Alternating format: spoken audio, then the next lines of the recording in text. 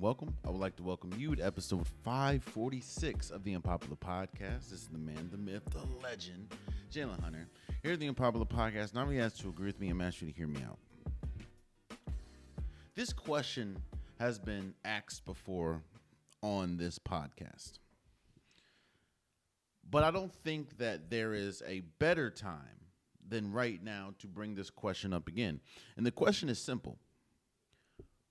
What makes a good coach? What makes you feel like you have a good coach? Is it one or two good years and then a couple stable? Is it one incredible year but a couple of years? Is it just a bunch of incredible years? What makes a good coach? Better question is, what makes you feel like you have a good coach? I'm going to break down what we saw in, was it week 10 of the NFL season, and I can't start anywhere else but the Giants losing to the Chicago Bears and ultimately Brain DaBoll getting fired. Now, you're hearing a lot of people on two sides of the aisle. You're hearing people say that he was a good coach. He just didn't have anything around him to really work with. You're hearing people say he wasn't a good coach and he didn't really maximize what he had. Here's my thing.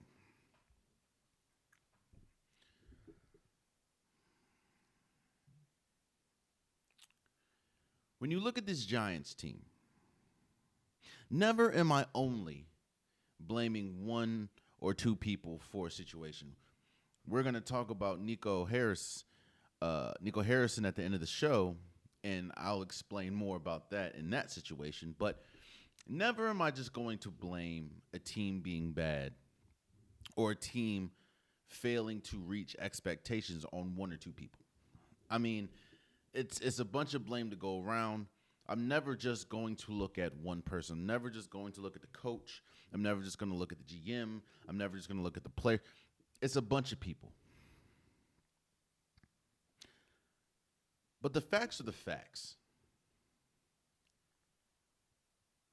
Brain DaBoll has been the coach for the Giants, 4 or 5 years now? And he had that one good year with Daniel Jones, got to the playoffs, won a playoff game. I believe they beat the Minnesota Vikings in that playoff game. I don't remember, but they did win a playoff game. That's really what got Daniel Jones paid by the Giants. And that was honestly the time where they decided we're going to go with Daniel Jones before we go with Saquon Barkley. That season, Brain DaBoll brought the best out of Daniel Jones, at least that season. But here's the issue with that. Ever since that season, it's been a steady decline for the Giants and more specifically, Brain DaBoll. Since that season, they have not been good. In fact, since that season, I don't believe they've made the playoffs. In fact, since that season, I don't think they finished lower than third or higher than third in the division.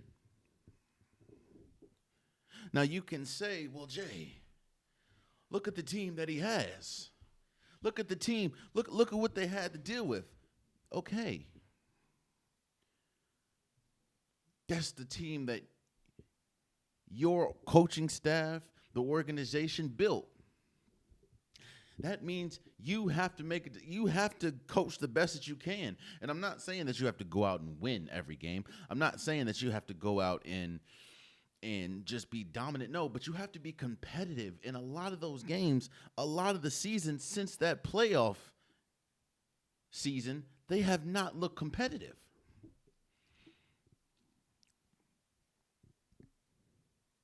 Shout out to Shannon Sharp. He says something that he made an analogy that was perfect. He was talking about when someone's drowning and you have someone there to help you in the water.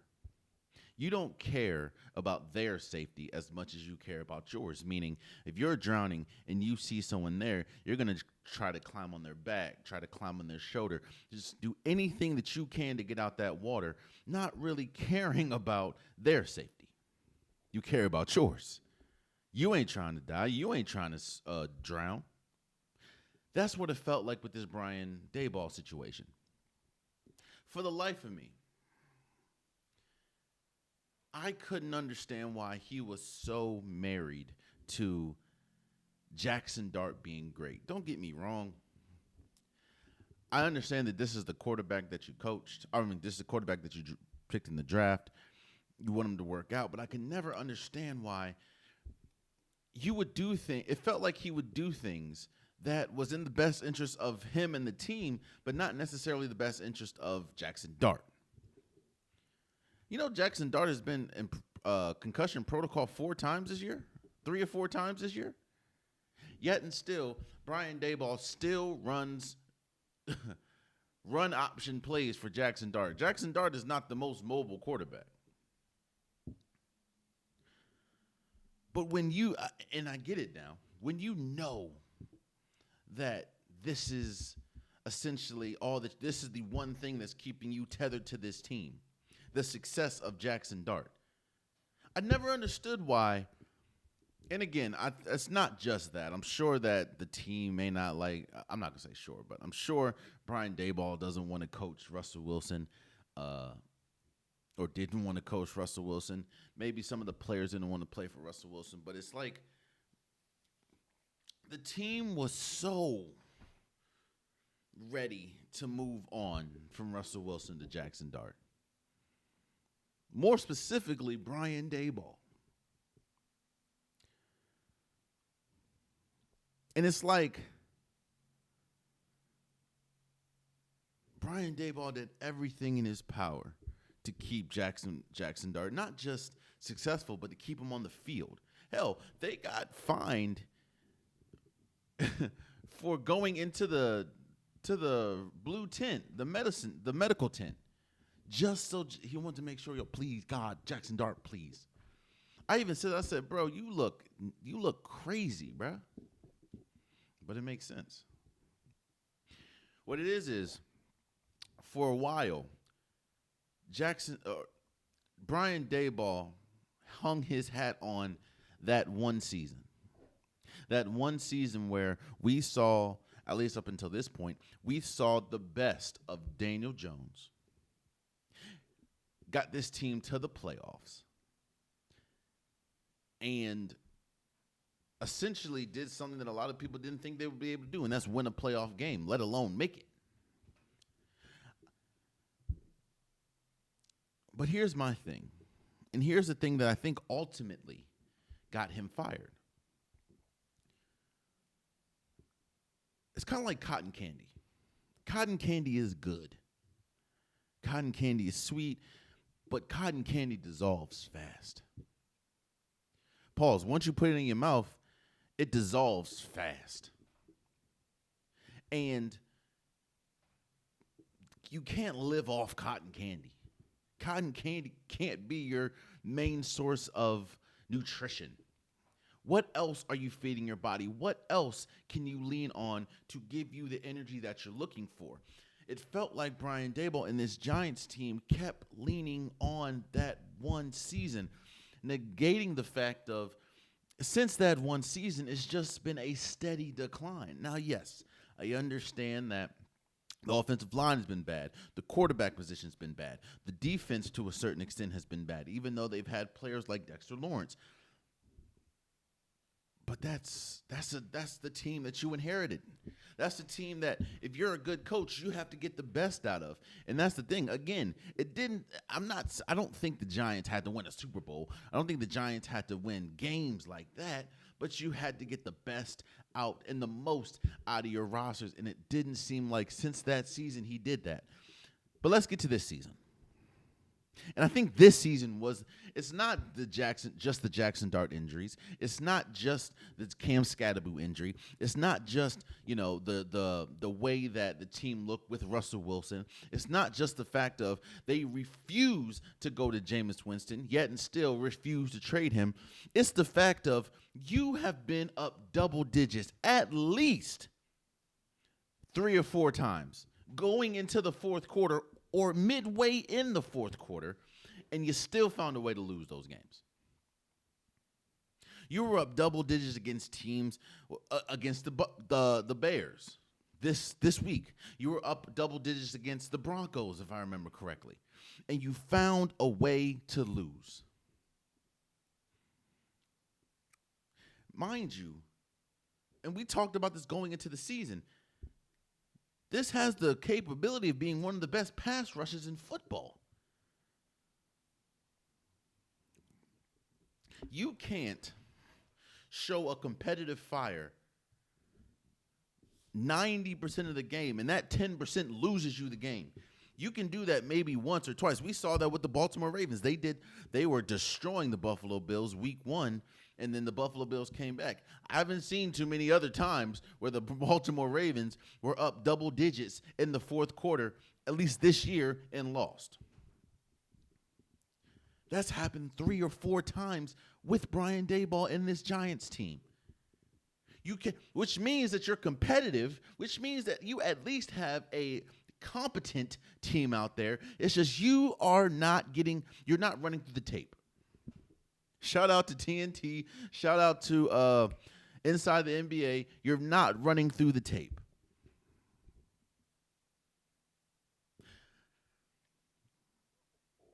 I think the last thing that I can say about this Giants situation is, for the people that are saying that he shouldn't have been fired, for the people that are saying he is a good coach, for the people that are saying that Brian Daboll was treated unfairly and should not have been let go, especially when you see that your number 1 quarterback in Jackson Dart is hurt yet again. My question to you is, once the cotton candy dissolves, what else can you lean on?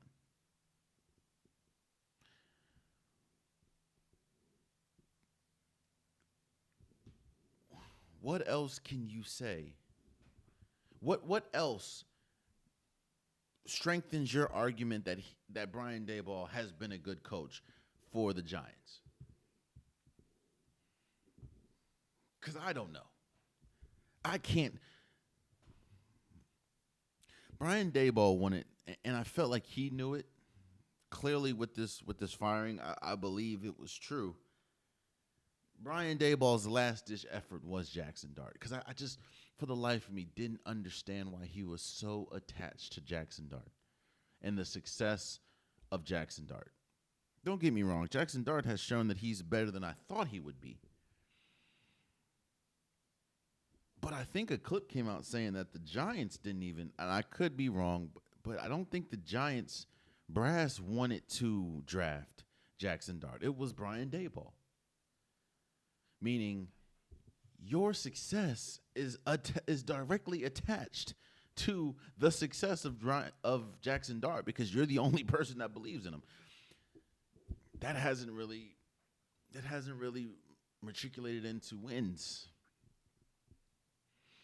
Because as of right now, you are 0-6 away from home. You're 2-8 on the season, and at least 4 or 5 of those 8 losses, you have been up double digits in the fourth quarter. Weren't they up double digits in the fourth quarter against the Cowboys as well? That's when Russell Wilson had the game of his life.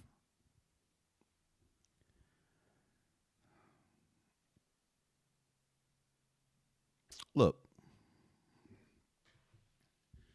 I say this a lot, and it's true. I'm not the only one that says it, but it's true. There are different expectations on different teams going into the season.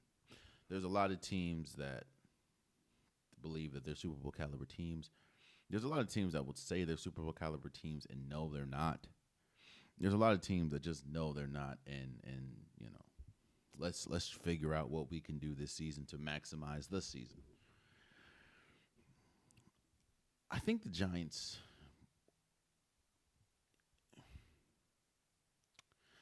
have to know that they're not a Super Bowl caliber team.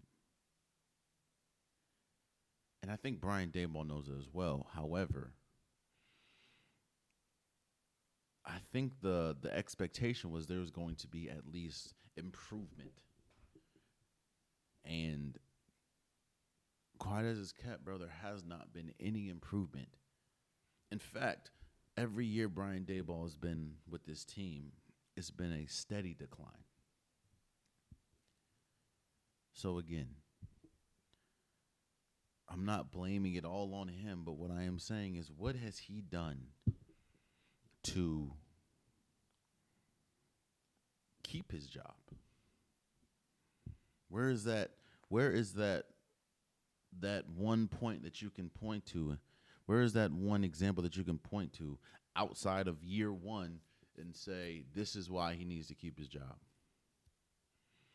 To be completely honest with you, I don't think there is one, which is why he is now out as the Giants head coach.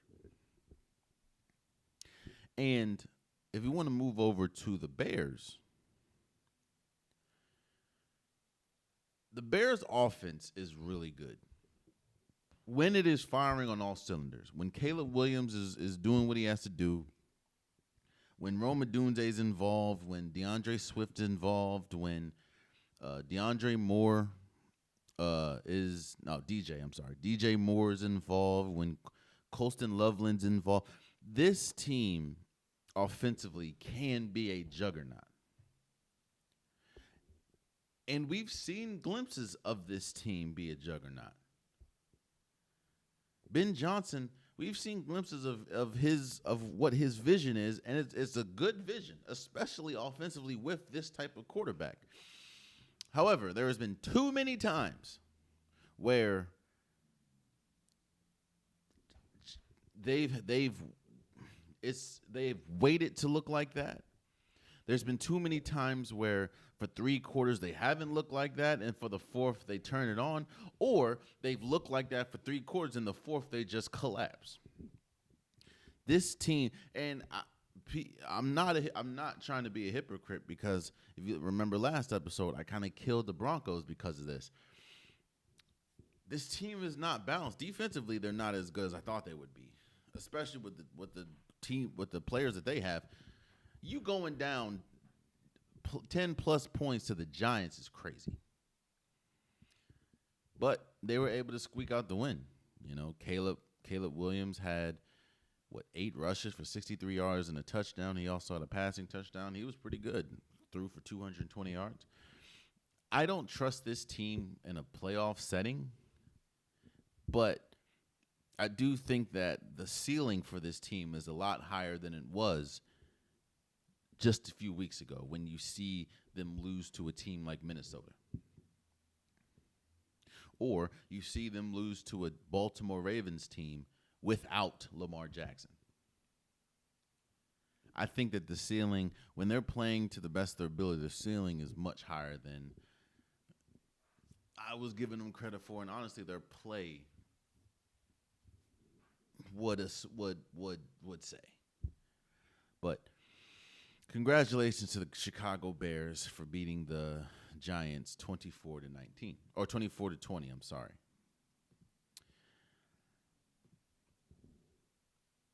Let's talk about the game in Berlin.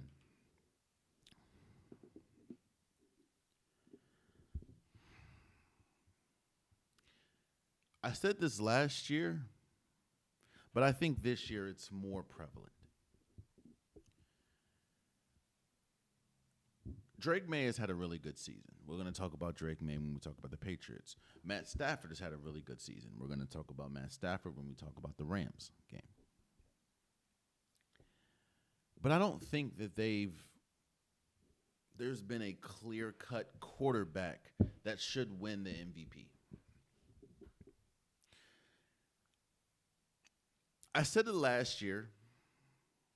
I said midway through the season, I said, yo, if Saquon Barkley doesn't win, then I don't know. Then you have to rename the MVP award. Now, albeit Josh Allen was having an incredible season, Lamar Jackson was having an incredible season, and I said if Saquon Barkley would have broke the record, you have to give him the MVP, which he didn't. And it ultimately ended up going to Josh Allen, even though I believe that it should have went to Lamar Jackson at season's end. There is no quarterback right now that's having a Lamar Jackson type season. There is no quarterback right now that's having a Josh Allen type season that they did last year. Again, Matthew Stafford has been incredible. He's probably been the best, most consistent quarterback this year so far. Drake May could arguably also be the best, most consistent quarterback this year. But I say all that to say, if there's any year that a quarterback does not and should not win an MVP, it is this year. The Colts beat the Falcons 31-25. And while Daniel Jones had a good game, 255 yards, 1 touchdown, 1 interception, the game was won by Jonathan Taylor, 32 carries for 244 yards and 3 touchdowns. This, I believe, is the 3rd or 4th game this season where he has 3 touchdowns, 3 or more touchdowns. I say it just like I said it last year. I say it with conviction right now. If there was any year to give the MVP to a non-quarterback, which, if I'm not mistaken, the last MVP that was not a quarterback in the NFL was Adrian Peterson, it has to be Jonathan Taylor. I know Jonathan Taylor didn't have a great game last week against the Pittsburgh Steelers, but outside of that, he has been excellent. He's been consistent, and he is the main reason, at least offensively, even though Daniel Jones is having a good season, he is the main reason why the Indianapolis Colts are 8-2. I hate to go back to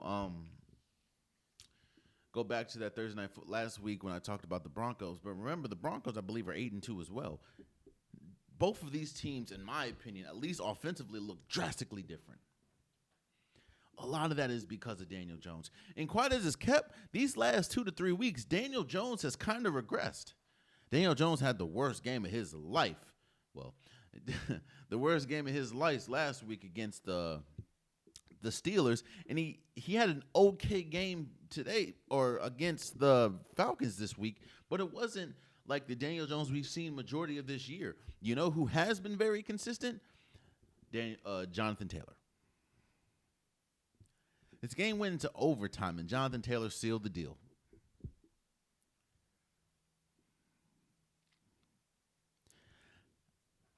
Things can change. Lamar Jackson, I mean, there's still half the season to go. Lamar Jackson can go off. Matthew Stafford can continue to have a great season. Drake May and the New England Patriots can continue to have a good season. A lot can happen. But if things stay like this, meaning there's a roller coaster of who's going to be the MVP, which quarterback is the best. If that's going to be the case majority of the year, and then Jonathan Taylor continues to dominate like this, if he does not win the MVP, you have to rename it just the quarterback award. Now, I get it. I understand how important a quarterback is to a team. But the award isn't the most valuable player to a team. It's the most valuable player at the moment. And there's not a more valuable in fact, I'll say it like this.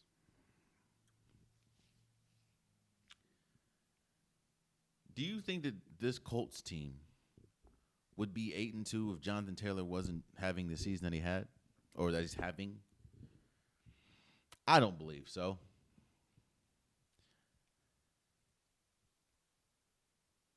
As good as Puka Nakua is, as good as Matthew Stafford has been, the run game, Kyron Williams has been really good. And even though Ramondre Stevenson does struggle with turnover or fumbles and stuff, the Patriots defense is good too. Now, don't get me wrong, the Colts defense is good, but Jonathan Taylor has this team on his back. And again, there's still 7 weeks left. A lot can change. But as of right now, the MVP has been Jonathan Taylor. So, yeah. And I don't like it because you see it a lot. You saw it last year. They gave the MVP, even though Saquon Barkley, and I know it was a regular season award, but Saquon Barkley's contributions led directly to a Super Bowl. They obviously gave the quarterback, Josh Allen, the MVP, and they gave Saquon Barkley Offensive Player of the Year. Even though Lamar Jackson was all NFL, like first team All Pro, but I don't see. I mean, again, if Lamar Jackson was healthy, I would understand. But he wasn't healthy. He's missed games. Josh Allen, we're going to talk about him in a second. Patrick Mahomes, we're going to talk about him in a second. We're going to talk about him. The Chiefs were on a bye week. He's been good, but Jonathan Taylor's been the most consistent player at a very high level this year. That's why through 10 weeks, I think he should be the MVP. And for the Falcons, Michael Penix is way too inconsistent to have faith in this team. I know he didn't throw an interception or anything, but he did have a fumble that he lost. It's just too many times where, don't get me wrong, man. Drake London had a good game. 6 receptions for 104 yards and a touchdown. You still have Kyle Pitts. You still have Darnell Mooney. Obviously, Bijan Robinson, Tyler Aguilar. But there's just too many times where this offense looks stale, looks stagnant. I know the offensive line isn't the greatest, but there's too many times where Michael Penix just looked lost and it's like, he doesn't know what to do. It's too many times where he just panics. Now, I get that is obviously the trails and tales of a young quarterback, but he's not a young quarterback. I know young as far as years in the league, yeah, but he's not that young. And that was kind of one of the knocks on him getting drafted as high as he was, with Kirk Cousins on the team.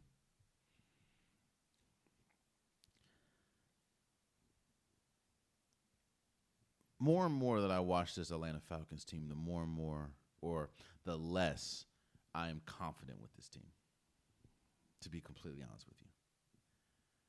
And their defense already isn't the best, but they're supposed to have an explosive offense. And right now they're 3-6. It could be on the coach, I don't know, but it's not. Look, it doesn't. The only person that looks like they are consistently good right now is actually there is nobody, because some games is Bijan Robinson, some games is Drake London. Yeah, I don't know. And don't get me wrong, I know the Colts defense is really good, but this isn't the first time this year that they've looked damn near inept on offense outside of one player. So Congratulations to the Colts for beating the Falcons 31-25.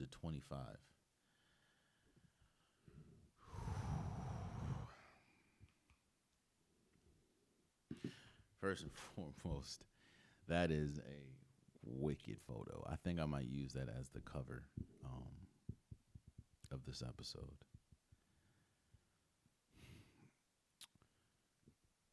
Sunday Night Football, you had the Chargers playing the Pittsburgh Steelers, and the Chargers won 25-10. I don't know if you guys remember, but before the Aaron Rodgers move from the Jets to, well, he was released from the Jets. So before Aaron Rodgers officially signed with the Pittsburgh Steelers, I said that it wasn't a good fit.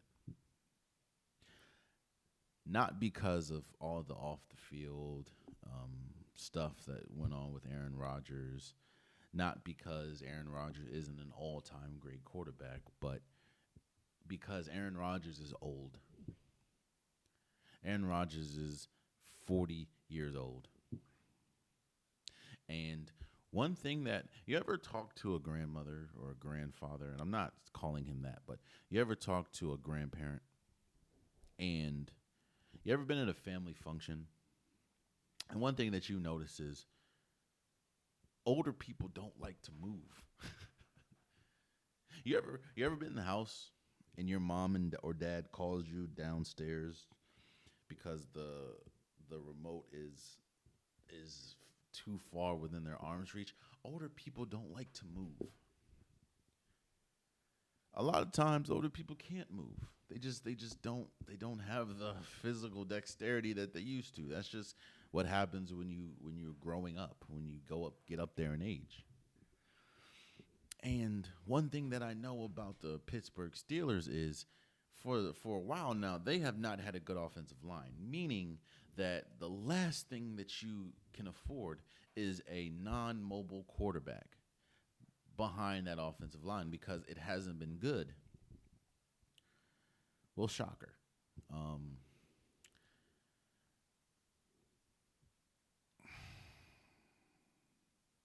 How do I say this? It's not all on Aaron Rodgers. But these last few weeks, we've seen the regression of Aaron Rodgers. And it's no coincidence that we've seen Aaron as he's been getting hit more, sacked more, rushed more. This offense hasn't looked good. Now, it's not just on Aaron Rodgers. I talked about this last episode. The construction of this team, the build of this team is terrible. You have one wide receiver.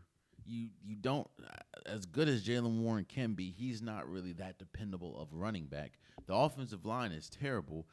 Your defense, even though it's been good one game this season, maybe two, that hasn't been good, even though you did pay T.J. Watt, even though you did get Jalen Ramsey, even though you do have Cameron Hayward, even though you do have Patrick Queen.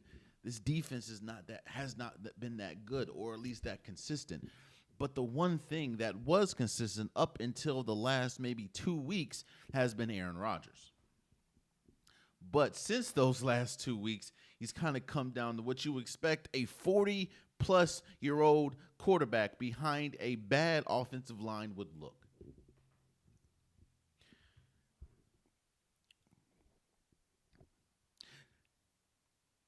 If you want to punch in this point even further, look on the other side of the field. Did you see the stark difference between Aaron Rodgers playing behind a bad defense or offensive line and Justin Herbert, who is younger, playing behind a bad offensive line due to injuries? This game didn't look good much at all, but when there were plays that needed to be made, Justin Herbert made it more than Aaron Rodgers.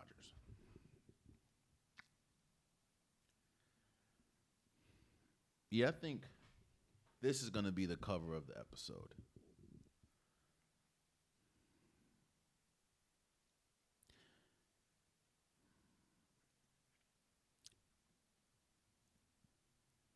For people that are wondering why, even when the Steelers were number one in the division, which they still are, and the Ravens were like dead last, why there was still a betting favorite that the Ravens were going to win.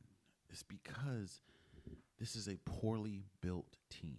And it's not just because of Aaron Rodgers' age. It's because you know Aaron Rodgers' age, and you didn't do anything to address the offensive line, let alone you didn't even do anything before the trade deadline to do that. You knew that you traded away George Pickens, so you knew you only had really one dependable receiver. Well, shocker, a lot of people question the consistency and the effort of DK Metcalf in Seattle. You're seeing those same issues in Pittsburgh. The fact that he's the number one receiver by far, yet and still he only has 7 targets. How Roman Wilson had the same amount of yards with one less target than him, or one less reception than him. We're talking about DK Metcalf. And again, I don't agree with Emmanuel Ocho on a lot of things, but when you think about DK Metcalf and you think about his high, you're talking about a person that continuously, I drafted, I didn't do the last, 2 years, but early on in his career, I consistently drafted DK Metcalf on my fantasy team, so I know what he has done and what he hasn't done. And again, I don't agree with Emmanuel Ocho on a lot of things, but he did say something that I agree with. DK Metcalf's career high, like his number one highlight, is an interception that he tracked down Buda Baker before he'd scored the touchdown. That man hawked him. He was way behind there and just hawked Buda Baker down. We all know the play I'm talking about. That is his career highlight.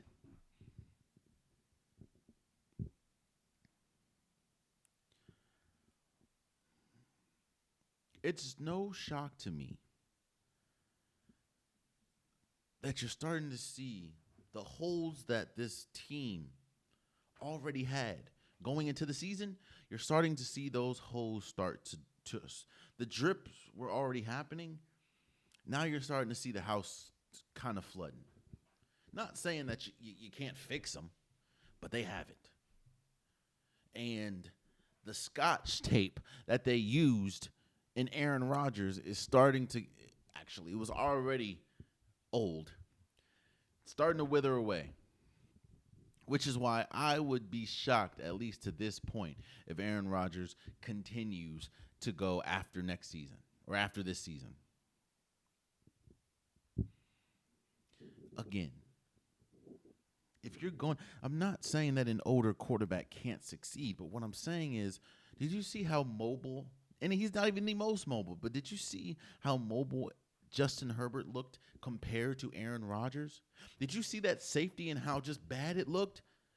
Did you see a lot of the times Aaron Rodgers was anticipating a hit more than getting the throw off this game? A lot of those overthrows were on Aaron Rodgers, not because he can't throw. It's because he was anticipating the hit more than he was trying to get the ball out to the receiver. Because he's 40-plus years old. He's not trying to get hit, man.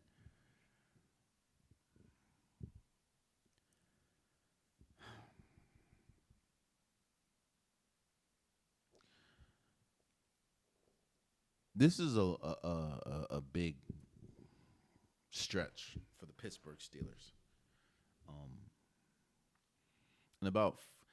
In the next 4 to 5 weeks, you're playing teams that, in fact, let me see. In the next 4 weeks, you're playing the Bengals. We'll talk about briefly in a second. You're playing the Bears. You're playing the Bills. You're playing the Ravens. Maybe 2 wins. But then again, the Bills haven't looked great. What I'm saying is you could get to a point where week 14 at Baltimore, and Baltimore might be rolling even more than they're rolling right now.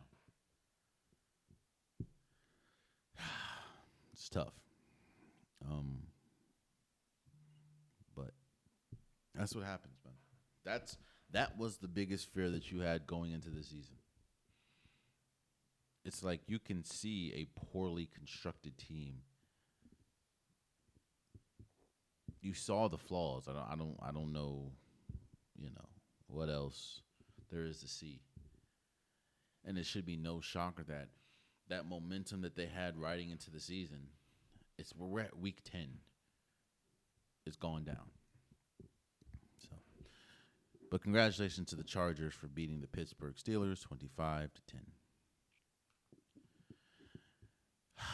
This was one of the most boring / frustrating Monday Night Footballs I think I've seen in a while. The Eagles beat the Green Bay Packers 10-7. Yes, this was a defensive minded game. Saquon Barkley had 22 carries for just 60 yards. He did how many receptions did he have? He had 3. So he had 100 because he had 3 receptions for 41 yards. So he technically had 101 total yards on the night. We had one Eagles touchdown. That was Devontae Smith catching a really good deep ball. And here's my thing.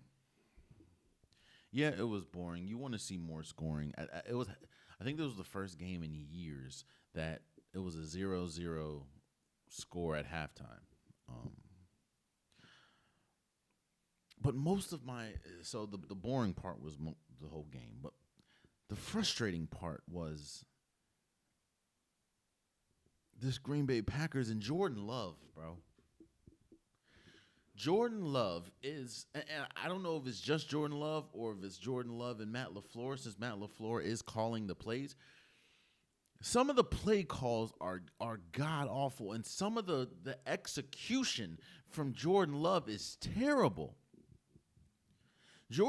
I don't know how Jordan Love has turned into a much better or highly gifted Jimmy Garoppolo. What do we used to always say about Jimmy Garoppolo? Yo, he's going to give you 1 or 2. You just got to come down with it. There was so many instances where Jordan Love could have thrown an interception this game, and he just didn't.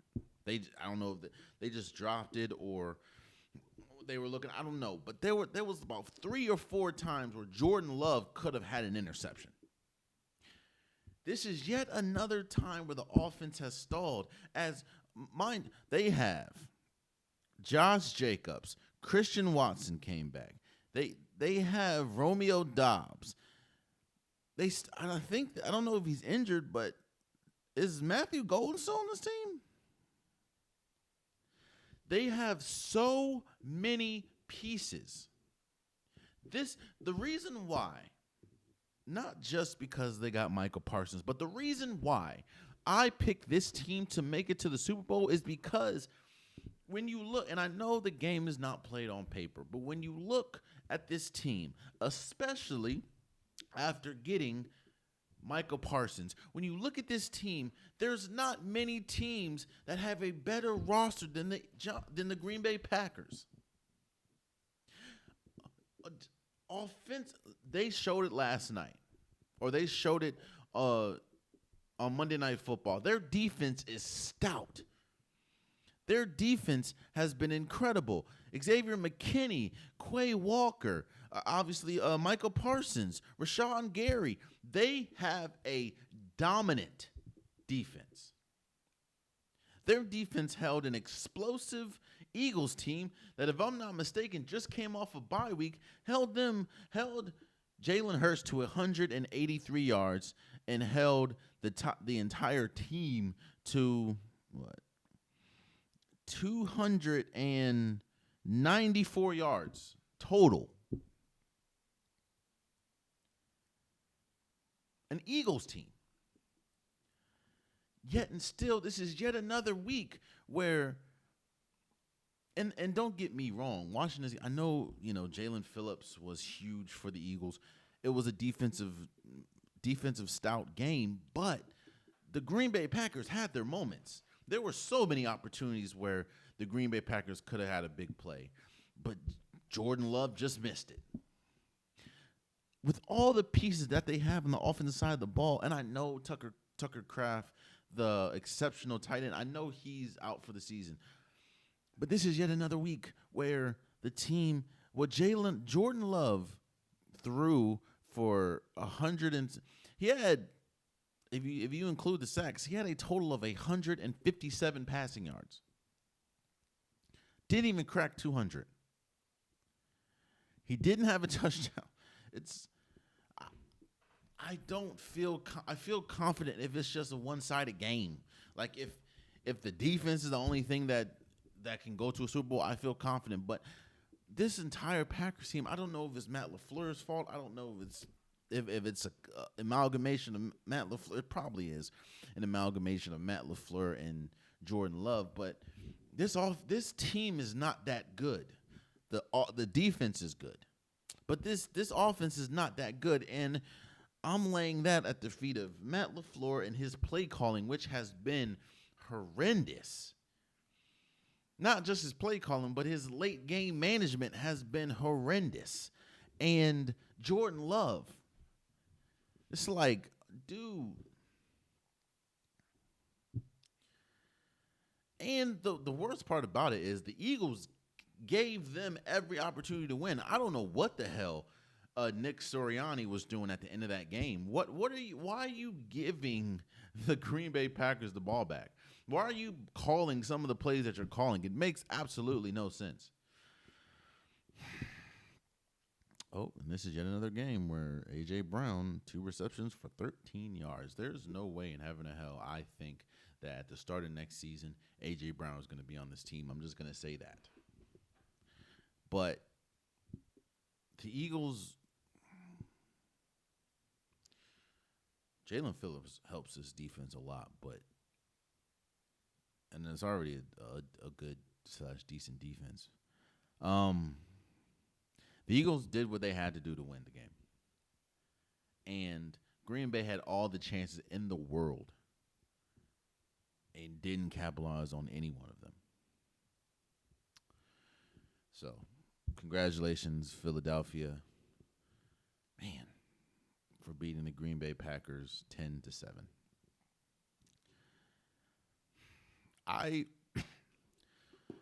People called me crazy. People said I didn't know football. Bills Mafia killed me.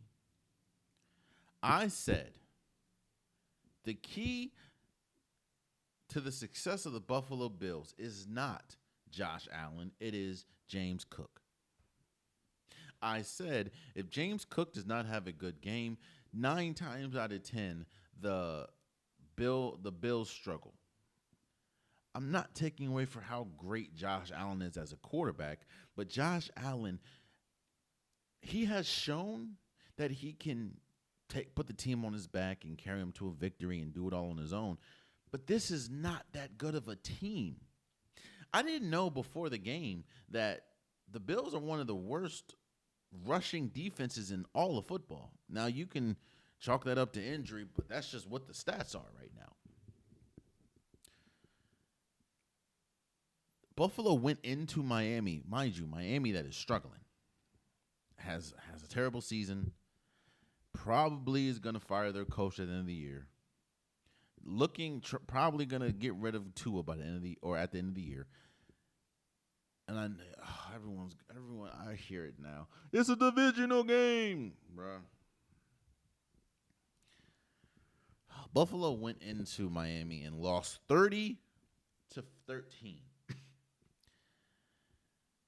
Josh Allen threw for 306 yards. He had 2 touchdowns, 1 interception, and a fumble lost. James Cook also had a fumble that was lost. They turned the ball over, 3-4 times? James Cook, 13 carries for 53 yards, no touchdowns. They struggle. Devon Achane, 22 carries for 174 yards and 2 touchdowns. Tua had 2 touchdowns and 2 interceptions, didn't throw for 200 yards, and they still put up 30. I will say it again. Josh Allen is great, but Josh Allen is not the key to success, or not the biggest key to success for this team. He has shown, at least, you realize his interceptions are up this year. This is yet another game where they got embarrassed. Remember, they got embarrassed to the Falcons. Now, I'm not saying the sky is falling because they're 6-3, but so now not only the number 1 seed is highly in question. You probably aren't even good. You're probably gonna make it in as a wild card, because I don't really see much standing in the way of the Patriots. So, at least winning that division. And you already lost to the Patriots once. So, this week after week, you see the chinks in this armor that is the Buffalo Bills, the team that damn near look like heavy favorites going into the season to at least represent the AFC in the Super Bowl.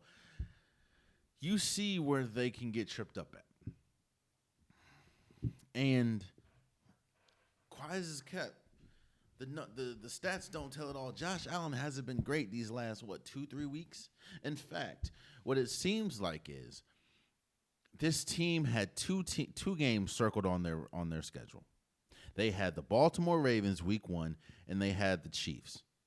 And it's no surprise, even though they were getting destroyed against the Baltimore Ravens, and a lot of that was the Ravens just blew the game, but it's no surprise that this team played its best against the Baltimore Ravens and the Chiefs.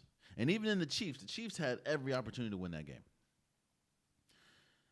It's like they were built to beat 2 teams, and that's it.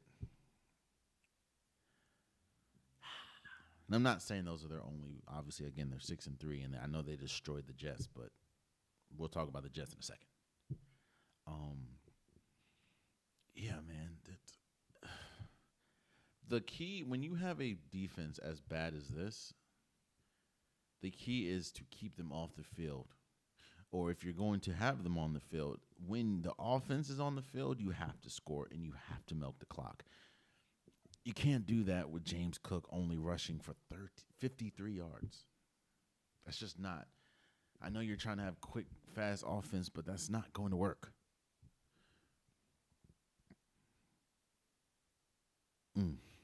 Congratulations to the Miami Dolphins for beating the Buffalo Bills 30-13. Now, this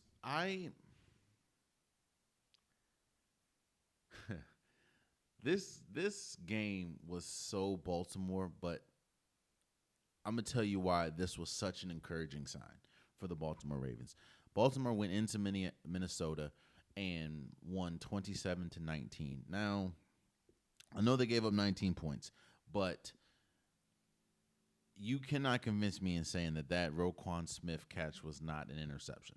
I don't know how the hell they didn't call an interception, but it was an interception, in my opinion.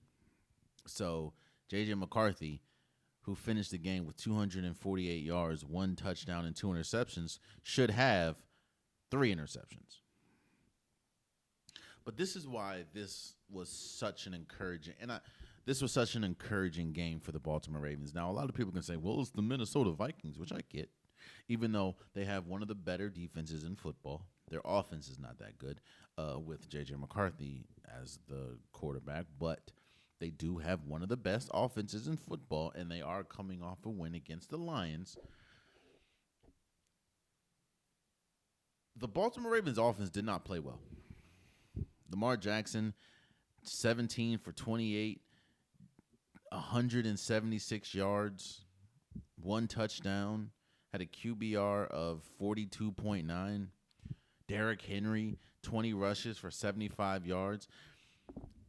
Lamar Jackson only had 36 yards rushing, so he had about 200-yard game, 202 yards if I'm looking at it right. They didn't play well. Offensively, they did not play good at all. Zay Flowers only had one carry for 6 yards. He only had 4 catches for 75 yards. This year, when the offense doesn't play that well, usually the defense has not been able to pick up the slack.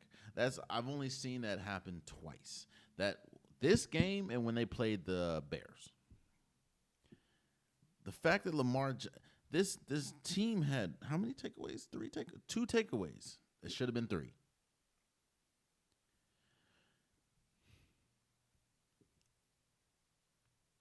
I know a lot of people are putting it on health, which looks like week after week, Baltimore. This is, I think, the first week where Baltimore didn't have anybody on their on the IR list.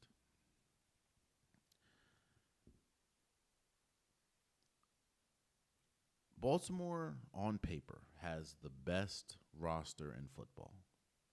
On paper. Now, I know football is not played on paper, but on paper, Baltimore has the best roster in football, and they have not played like it majority of this season.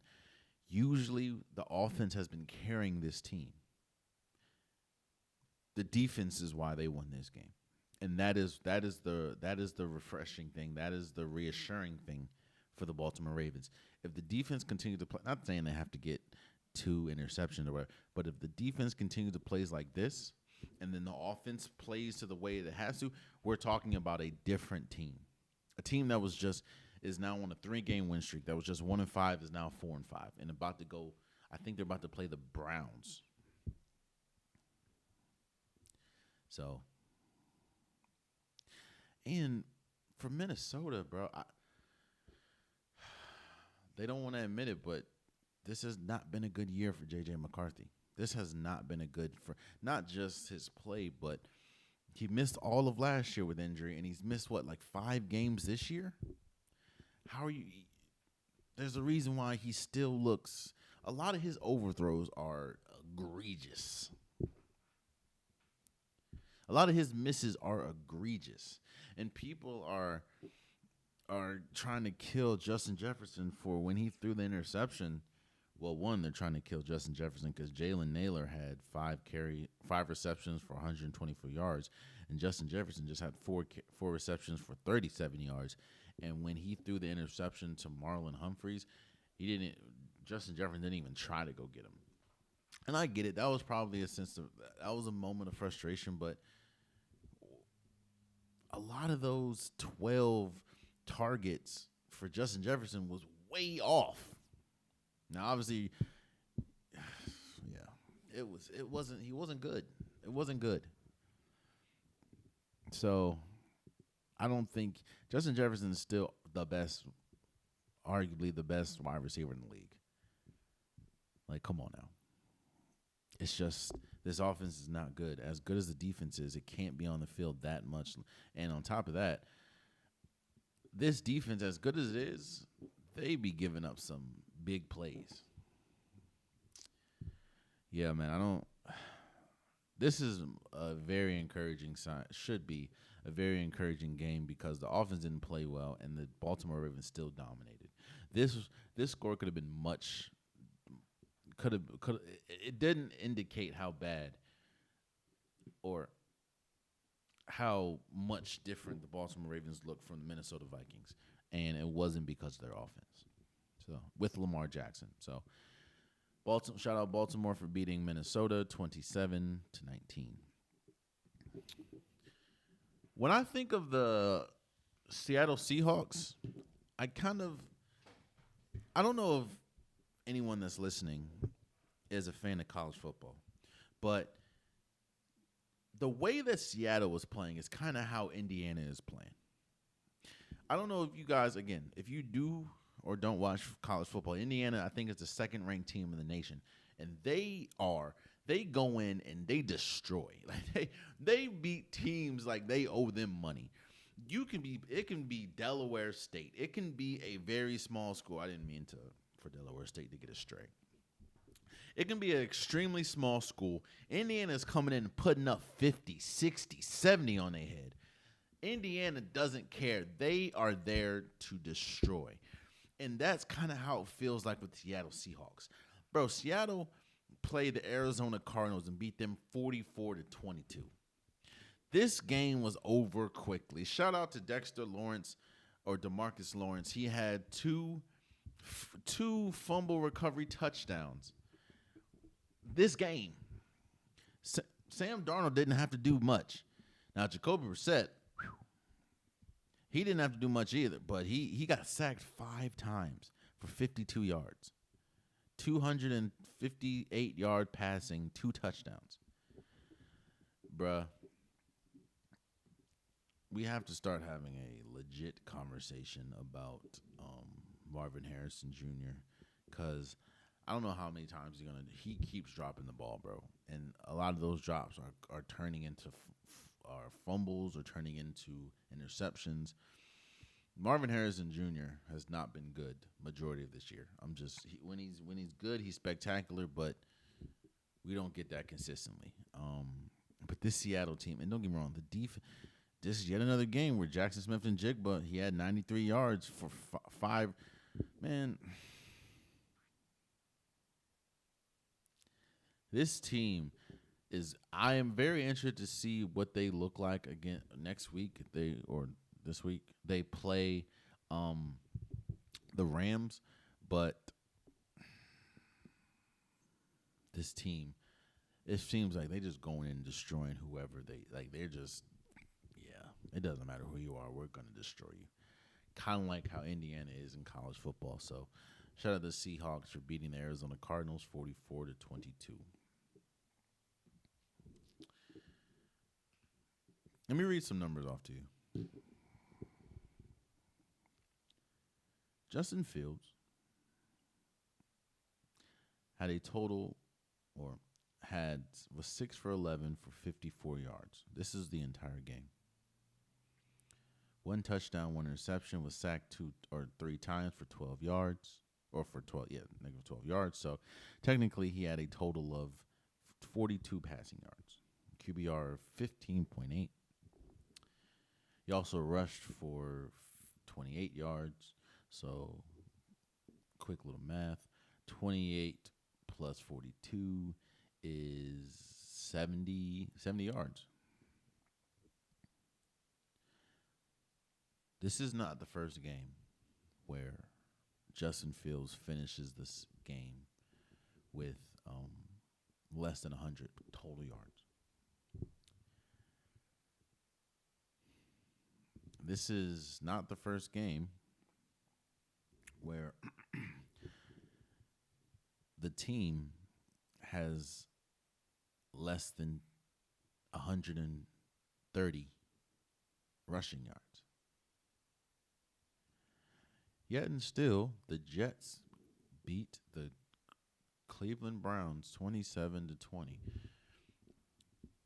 If you need any example of what a complete team game is, the only reason why the Jets won this is because they had 2 kick returns returned for a touchdown.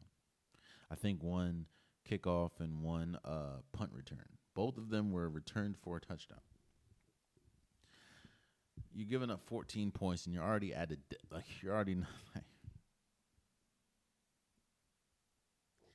and Garrett Wilson got hurt again, I believe. Justin Fields, look, I was one of those people. I was one of those people in holding out so much hope for Justin Fields. I said, "Yo, Justin Fields, it's more of what's going on around him and what he went to a bad situation in Chicago or drafted to a bad situation in Chicago, went to a bad situation in Pittsburgh. Now I was on a bad situation in Jets, but no." And all that is true. But Justin Fields is not good to the point where I think that they'd be better off with Tyrod Taylor. No offense to him, but he's a journeyman in the league.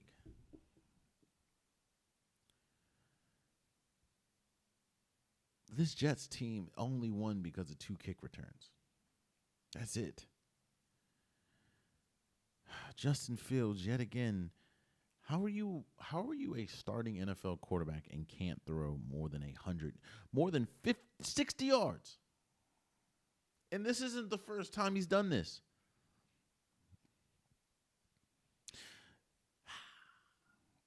I want to see him succeed because I was one of those people that's like, no, it's not Justin Fields. No, what Justin Fields can control, he's not doing a good job at controlling. I'm just be honest with you. Which brings me to the Cleveland Browns. You lost to a team that didn't even have a total. They lost to a team that had a total of 169 yards. They lost to a team that their quarterback didn't have 100 yards.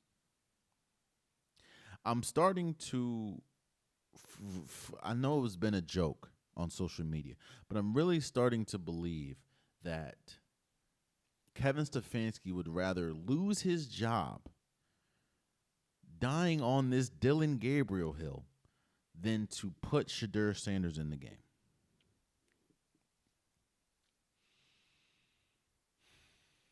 This is yet another game where Myles Garrett was really good, but that doesn't really matter. 1 sack, 2 tackles for losses. That doesn't really matter because they lost.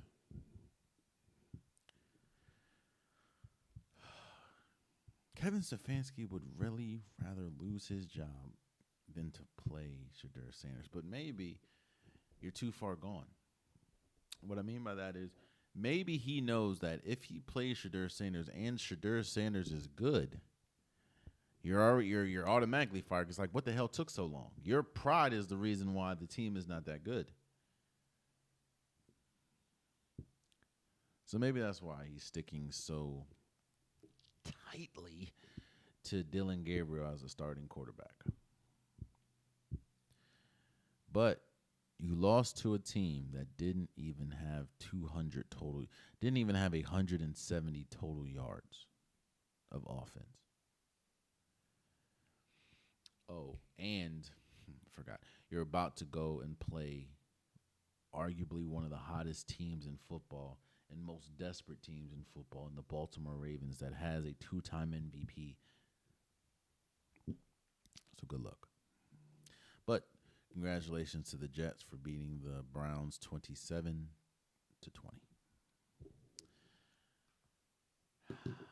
Look, I know what I said about Jonathan Taylor earlier, and I wholeheartedly agree with that. But Matthew Stafford has been playing like the best. Arguably, him and Drake May, they have arguably been playing like the best 2 quarterbacks in the league. The Rams go into San Francisco and beat a depleted San Francisco team 42-26. The reason why I wanted to say depleted is because they are depleted. Their whole defense is injured. Majority of their offense is injured. But you're supposed to destroy those type of teams, and that's essentially what happened. Mac Jones did have a good game, 319 yards, 3 touchdowns, 1 interception. But when you don't have, I mean, you shut down Christian McCaffrey, 12 carries for 30 yards. When you don't have the bevy of players that you want or that you thought you were going to have, especially on the defense side of the ball, and you got Matthew Stafford playing like he's playing, 4 touchdowns, no interceptions, is like, okay. Kyron Williams had 73 yards, 2 touchdowns. Devontae Adams, he did get hurt, but 77 yards for a touchdown. This is, if there's one team in the NFC that is one team that has looked consistent all season, it has been the Rams. The Rams, they are going to definitely have something to say about who is going to represent the NFC in this year's Super Bowl. And right now, the way that their defense is playing and their offense is playing, if they stay healthy, I think it's a clear-cut 3-team race. It's Rams, Eagles, and Lions. And Matthew Stafford has been incredible. This could be the year he wins the MVP. Who knows? But yeah, they destroyed the 49ers. Shout out to the Rams for beating the 49ers 42-26. Now, this was a good win. The the New England Patriots go into Tampa Bay and beat the Buccaneers 28-23. Now, yes, the Buccaneers were missing majority of their offensive weapons. They didn't have obviously Mike Evans. They didn't have Chris Godwin. A lot of their defense is out too. But Baker Mayfield was playing well. He finished with 273 yards and 3 touchdowns. Mecca Ibuka, 6 receptions for 115 yards. They played, even though they didn't have Mike Evans, they played how they usually would play. And Drake May was good, 16 for 31, 270 yards, 2 touchdowns, 1 interception. Travion Henderson is the reason why they won this game. 14 carries for 147 yards and 2 touchdowns. He was running all up and down this defense. Now, I am a little nervous because, and that's kind of what I don't get me wrong, the Tampa Bay defense is really good. But this offense, the Patriots offense, at least the receiver position, is like, Stephon Diggs hasn't really worked out like that. Demario Douglas, Booty is pretty good. But your leading receiver was Mac Hollins for 106 yards. It's like, maybe this is just one game. But again, we haven't really seen anything from Stephon Diggs majority of this year. I think he only has like 2, maybe 3 touchdowns on the year, maybe. But they are winning. They're winning. So shout out to the Patriots, and this was a good win. Shout out to the Patriots for beating the Tampa Bay Buccaneers 28-23. Look, I'm not shocked that the Lions went into Washington and destroyed them 44-22. Again, I said that I think the season's over for Washington. The biggest headline in this was Trump was there, and everybody and their mama booed him, which was hilarious. Here's my thing. It don't matter if you're the best team in football, if you're a middle-of-the-pack team, if you're the worst team in football, it doesn't matter. You have to have a level of professionalism. And as we've seen throughout the years, Deron Payne struggles with that yet again. This man was on tape, or he got caught punching Amon-Ra St. Brown. And then you have Kinlaw. What's homie's first name? You have, Kinlaw pushing a ref. I think both got ejected. It's just, look, you're already not that good of a team. We know this. But we have to be professional, bro. We have to be professional. And like Marcus Mariota said, yo, we're not the team we think we are. We know. And you have to do some reevaluating, but like you're already, what do you gain from that? And now I think Daron Payne is suspended. Like, come on, bro. Daron Payne already got into a fight with Jonathan Allen, his own teammate.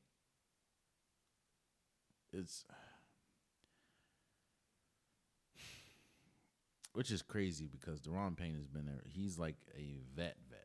So, and Kinlaw, like, all right, cool. And shout out to the Lions, bro. Dan Campbell started calling plays, and he was slicing and dicing. Jahmyr Gibbs, 15 carries for 142 yards. Jared Goff only had 8 incompletions and threw for 320 yards, 3 touchdowns. You know, Jameson Williams, who got in trouble for wearing a offensive hat, has 6 receptions for 119 yards. Shout out to the Lions for beating the Commanders 44-22. Yo, this game right here is why people if there for the people that are off on Trevor Lawrence, for the people that think Trevor Lawrence isn't that good, this game is one of those games that gave you ammunition. Don't get me wrong. I know that the Houston Texans defense is not good. I mean, it's great. It's great. I'm sorry. I know that the Houston Texans defense is great. But you're playing against a team that doesn't have their starting quarterback. You're up by double digits late in the fourth quarter.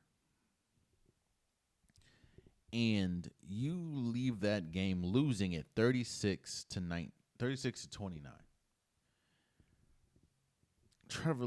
And then Trevor Lawrence has the late game interception that was a pick 6 to end the game. It's just, that is why, like, if the Jaguars would have held on and won this game, the season for Houston is essentially over. But now there's new life in Houston. It just, this is why people are like, they're out on Trevor Lawrence, because of stuff like this. Games like this, because now, instead of being 6-3, you're 5-4. That is very different, especially in the AFC South.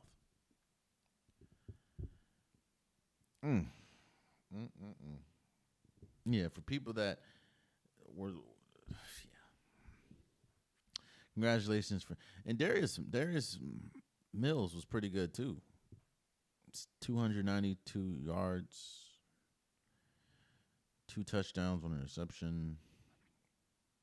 Nico Collins, 7 receptions for 136 yards.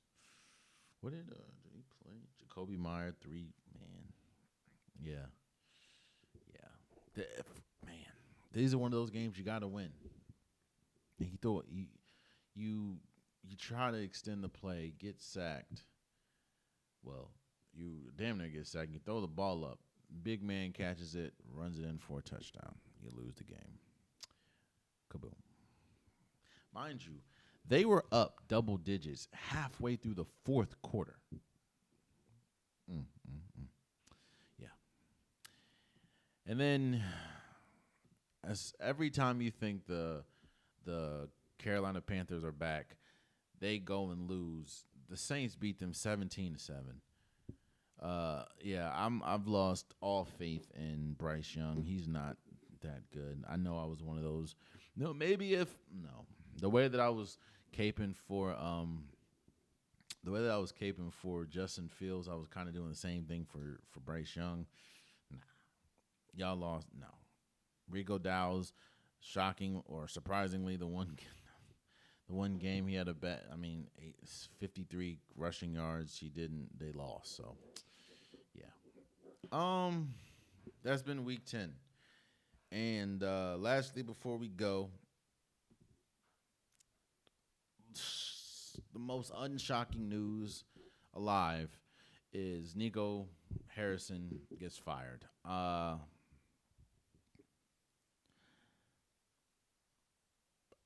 I'm not, even though that it was solely blamed on him, I'm not putting all the blame on Nico Harrison for what's transpiring right now with the Dallas Mavericks. I don't care what they tell you. There's no GM in the history of the world or the history of basketball that is going to trade the number one player on their team without the say-so of the owners. The only issue is you can't really fire the owners as easy as you can fire Nico Harrison. Nico Harrison takes the blame, even though he's, but still. I'm not saying everything that is wrong with Dallas is on Nico Harrison, but the moves that you trade Luka Doncic for a player that is not playing right now, and Anthony Davis. You say defense wins championships, and you want to get back to a defensive-minded game. Dallas is one of the worst defenses in basketball. Luka Doncic is an MVP. I think he's leading the league in scoring.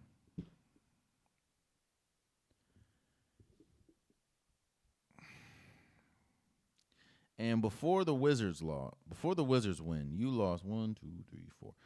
Actually, you've lost five out of the last six out of the last 7 games. I'm not blaming it all on Nico Harrison, but I promise you, it's much easier to fire a GM than to fire a owner. And I think the owner is the biggest issue, but bro, PJ Washington is leading this team in scoring at 15.5 points a game.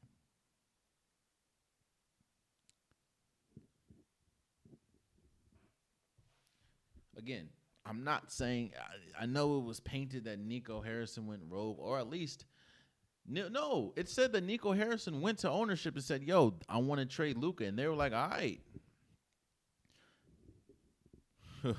That was a stupid decision, but it wasn't just him. You had to get a sign-off.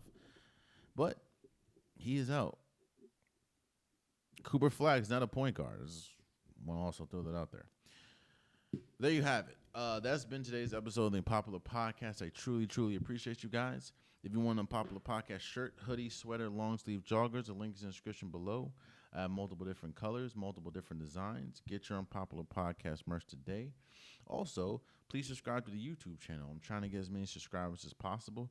If you like the content, tell a friend to tell a friend to tell a friend to subscribe. It definitely means a lot. Also, for my DSPs, Apple Music or Apple Podcast, Spotify, SoundCloud, wherever you hear this luscious voice, please follow, please subscribe, please rate. It means a lot to me. I'm trying to grow the podcast unilaterally, and I cannot do it without you guys' help. So please, please, please, please, please subscribe. It helps a lot. Also, for my socials, Instagram, TikTok, Facebook, please follow. That's probably the quickest way to get to me. Leave the comment under the video. That's where you get the reels. Also, you get videos, you get stories. You keep it respectful. I don't mind going back and forth. I don't mind debating in the comments. Just leave in the comments. And also, don't forget to follow. So, until next time, much love.